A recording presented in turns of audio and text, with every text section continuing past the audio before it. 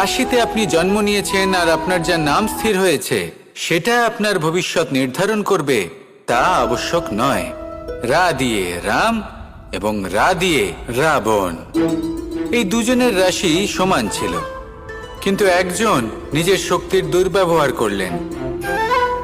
স্বর্ণ লঙ্কার অধিপতি রাবণ, চতুর্দিকে বিজয়ী হওয়া সেই ব্যক্তি নিজের পতনের সম্মুখীন হলেন।